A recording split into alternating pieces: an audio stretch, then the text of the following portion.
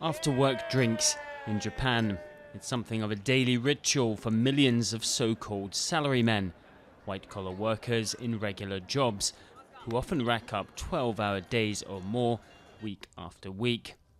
The image of the salaryman emerged in the 1970s and 80s when Japan's economy was buoyant. And while for many today wages have not risen with inflation, some of these men say their work is like a duty. I am happy to pay my taxes.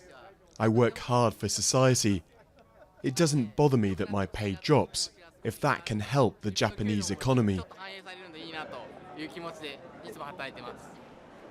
Meanwhile, for Takao Ono, who works for a water distribution company, going to the bar is out of the question. Today he's finished early, at 10 o'clock at night. After an hour's commute, he's home, and with his wife and children already in bed, sometimes he wonders if it's all worth it. Last year, there was a time when I was really working too much. My body was numb. I had an upset stomach, blurred vision, and bad headaches.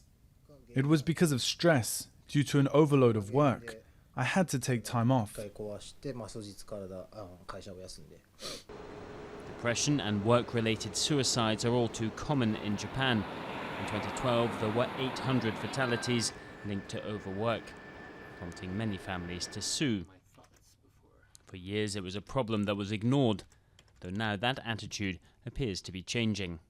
So there is a pressure, then, on the companies to adopt practices so that their workers aren't dying from overwork. And so, in a sense, you could say this recognition might be helpful in terms of lessening all the pressures on workers. But there seems to be a rising number of cases.